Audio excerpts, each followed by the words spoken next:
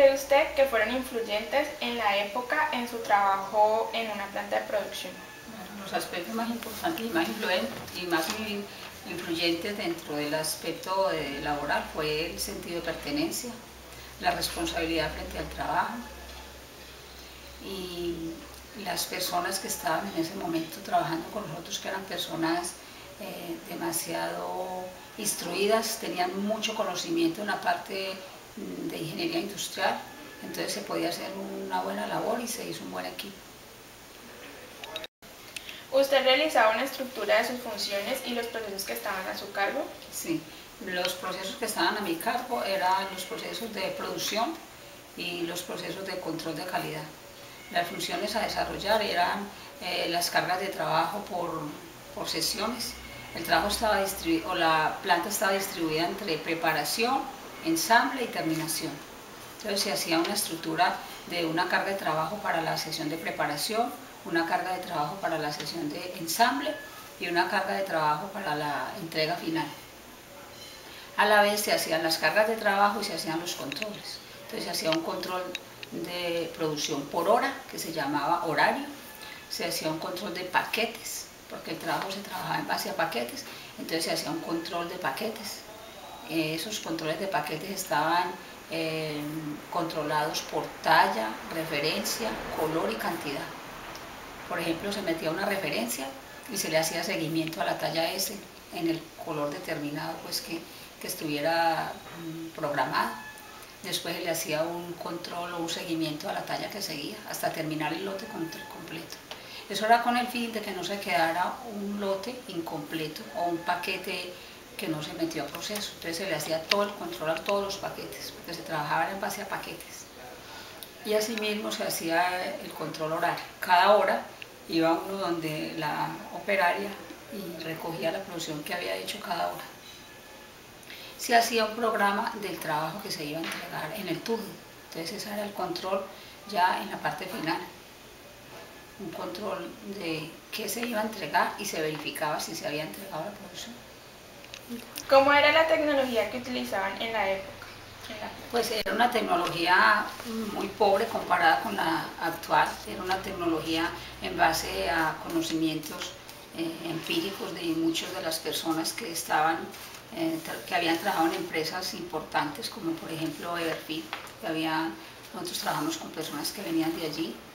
Era una tecnología basada más que todo como en investigación personal, en revistas, por ejemplo La Bobina, en seminarios.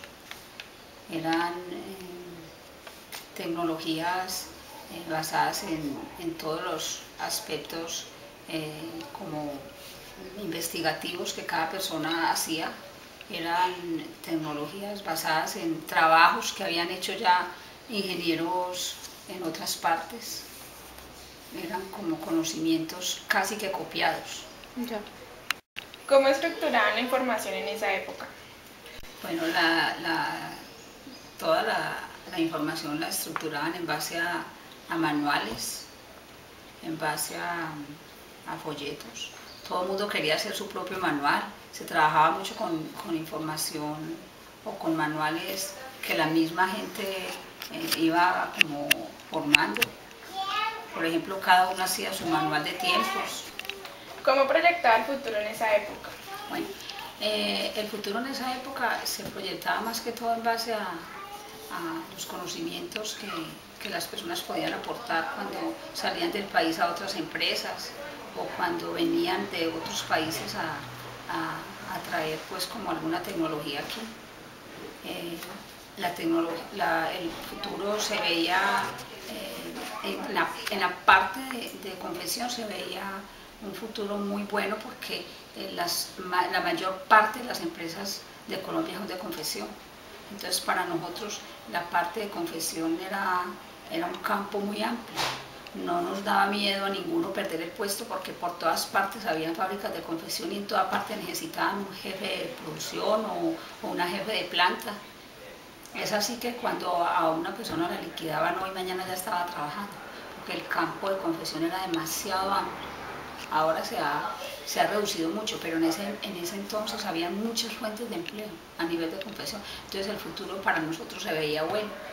no nos daba como temor si nos iban a liquidar, porque siempre que una persona estaba trabajando tenía ofertas, así estuviera trabajando o sea que el futuro se veía bueno, se veía un futuro en la parte de confesión muy amplia.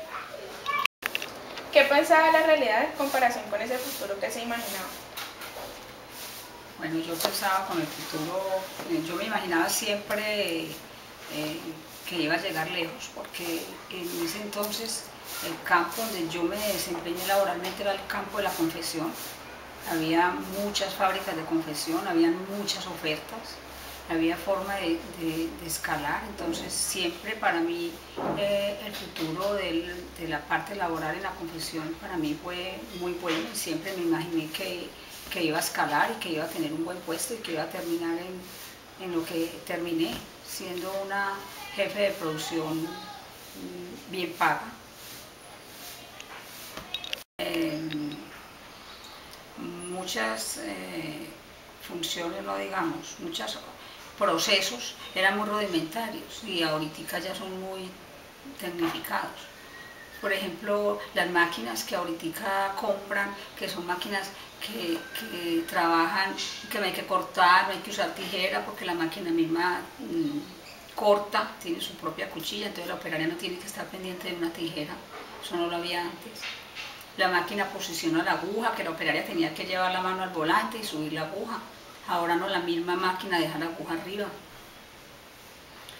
Máquinas que usted tenía que estar como cuando le da la manivela a un carro, que tiene que coger los cambios para mirar, pues a ver qué medida le da. Ahora no, ahora la máquina tiene un tablero sistematizado donde usted le mueve las teclas y la máquina le da la medida que usted necesite. Eso no se veía antes, eso tenía que ser a puro pulso.